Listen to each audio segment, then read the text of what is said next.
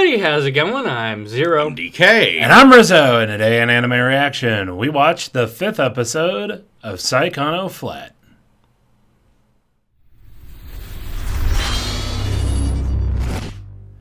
If you want to check out our reaction to the 5th episode of Saenai Flat, hit that link in the description below. Hey, and be sure to give us feedback in the comments section because we love hearing from you. And as always, if you like what you see, subscribe to Otaku Saga, and don't forget to like and share our videos. And thanks for watching. So, this episode of Saenai Flat, as I correctly predicted, is all about Eriri and her... Getting over her artist block. Yeah, her artist block. And they're drawing it out. Heh. Heh. Heh. Bruh. Totally unintentional, but sorry, not sorry.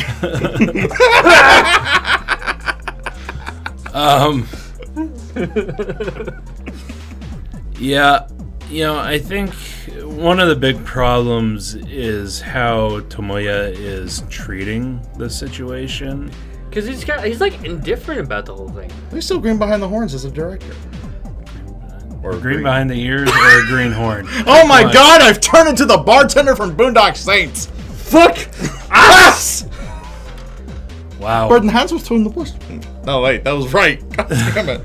I have Tourette's. Okay, stop talking. We're good. Be quiet forever. Yes, be quiet forever. Best line ever. Oh my god, the snark in this episode too, all around. Yeah. Holy shit. But yeah, Tomoya is really, like, you could tell that this story is a lot about him becoming a director. Yeah, because he's definitely not fucking good at it. Yeah, he really has to step up to the plate and taking a side. He's a better band manager. Yeah, that's more like a scheduler. Really. Well, yeah, he's not really good at dealing with the artists that are, you know, under his wing, I guess. Because he wasn't really good at dealing with Utaha either. Yeah. Unfortunately, I can't really say about the creative process as a professional because I am far away from being that. But I think that the problem here is with Tomoya is he is also himself kind of creative, so he understands the process of people, you know, having to have their space and having to have their proper ways of inspiration and stuff like that. So he kind of just lets them roam freely. But that's not always the best option. No. In this situation, it's not the best option. It seems to work for most of the series, but it's definitely not working here. Oh, Utaha summoning up the aura of darkness. Should have stuck with a romance. I should never run a school harem.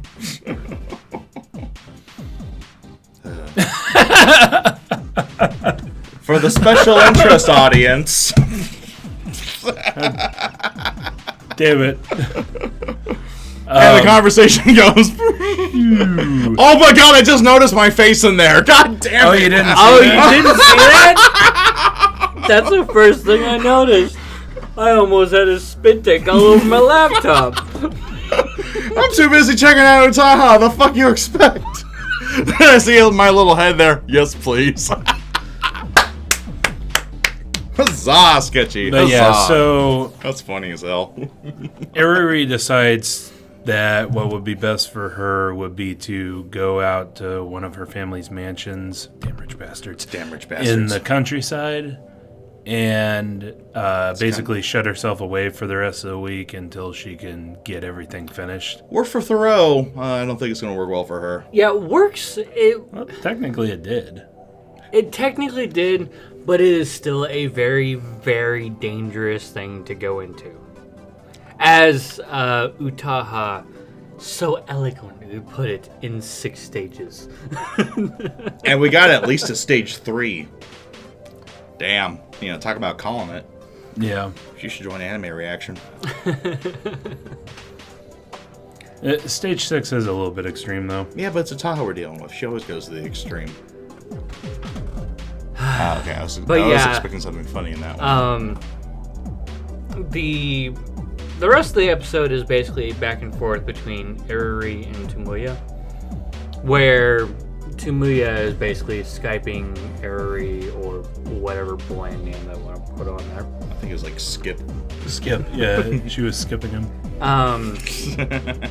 The first time was, here's a couple, here's the stuff to finish up Route 1. Mm-hmm. I'm gonna work on this new route. And I gotta do it with a new style, and everything starts unfolding exactly as Taha says. And naturally, Rinbi-kun gets freaked out. They should use Discord. Starts overthinking everything. This is Bless Software, this is an Otaku Saga. Yeah. And technically we use Skip too. Technically. Yeah.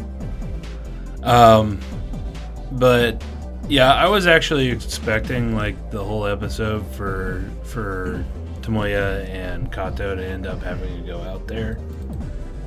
Yeah, and so I'm a little surprised that didn't happen, but yeah, we got a stinger where Eriri finishes all the images for the grand route, as she calls it, and is pretty much collapsed and is babbling like she's a child again, talking to Tomoya. So, as Kato probably correctly had a premonition of, she wonders if Eriri caught a cold. And seeing as Eriri did all of the art out on the fucking porch, getting her Bob Ross on in the snow. She is not and given the track record that anime characters will catch a cold at the drop of a hat. Yeah, if they're wet for too long. And this one seems pretty bad because she was like completely out of it.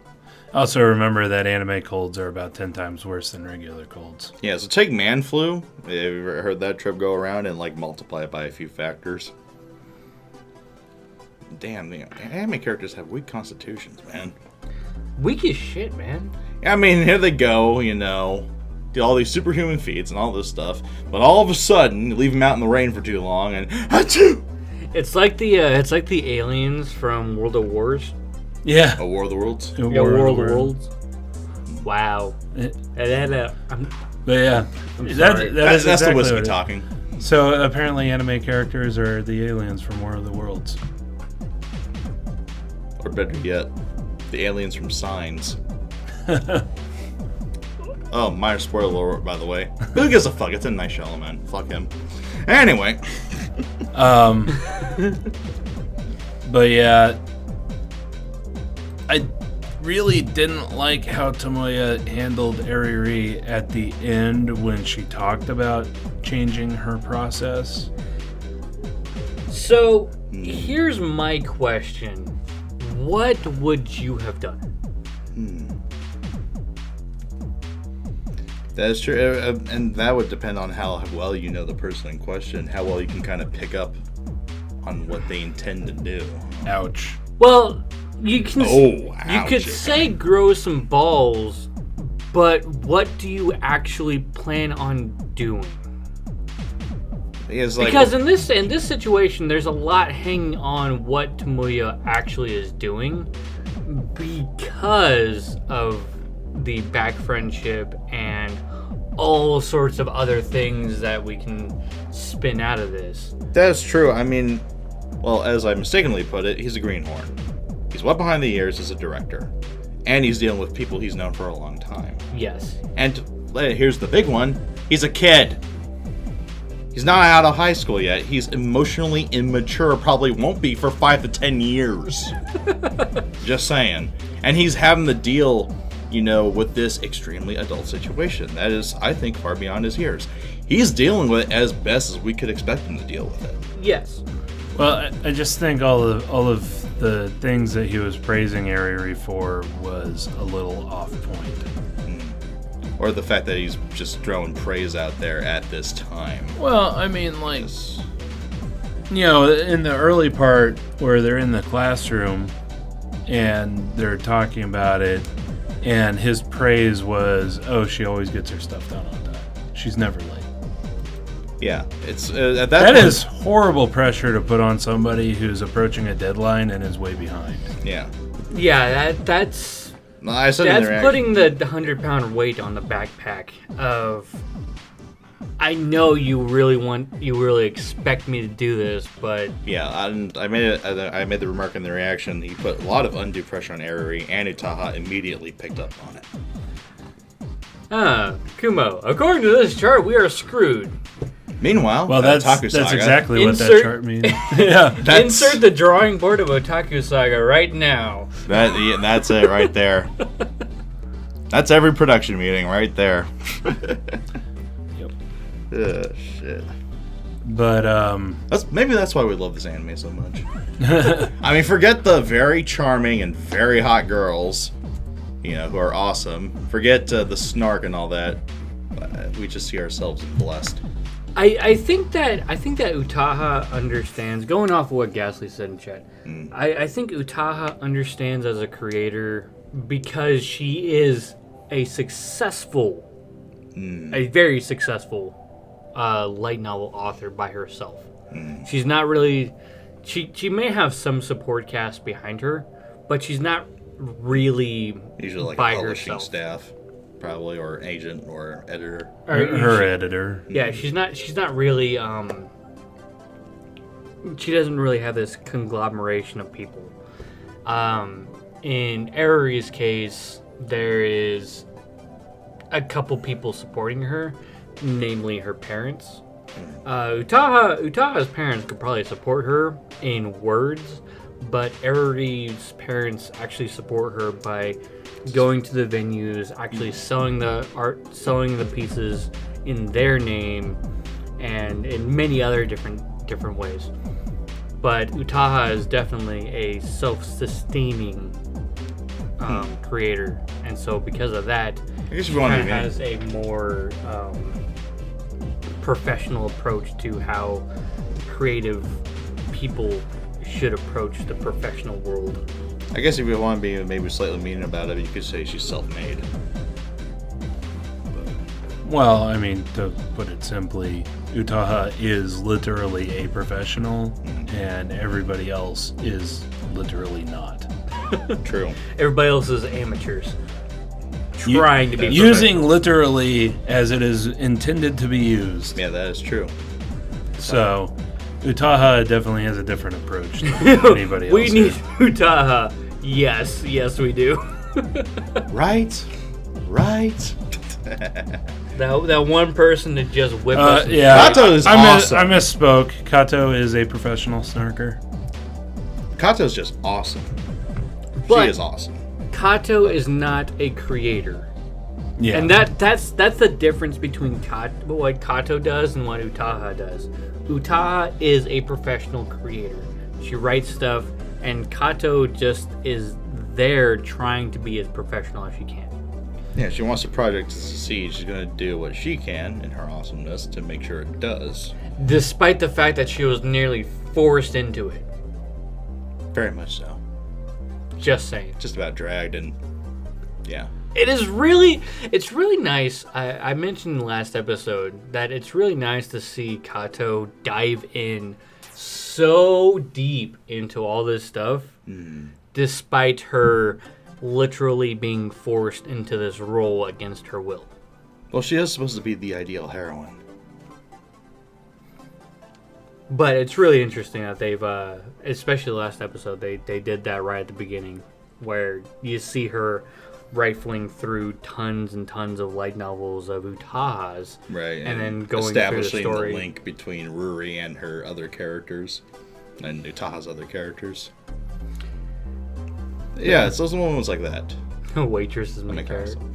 Waitress is main heroine. It's just me. Does that look like a, I don't know, different version of Poplar from Working? Especially the Yeah, a way little she freaks bit. out. She's too tall, though. Didn't we see Wagnaria early on in this season? No. That was an essay of the movie. Oh, and the SAM, alright. Ordinal scale. Though it wouldn't surprise me if it showed up here because It is A1. Yeah, it is A1. But that would be amusing, actually. I would love to see that crossover. But yeah, I think that's about it for this one. I gotta say, I feel a little bit sorry for Eriri because for both seasons, the episodes that are focusing on her seem to only really show her bad side. Yeah. It's kind of almost a tragic I'll never get that word right. Childhood friend character.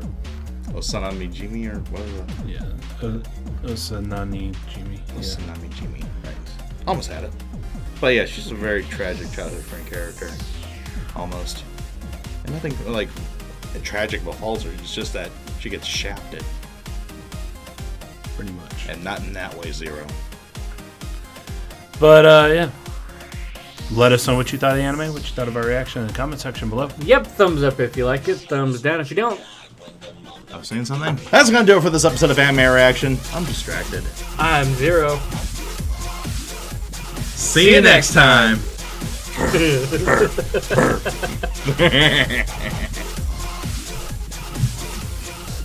Oh, the things I do for this show.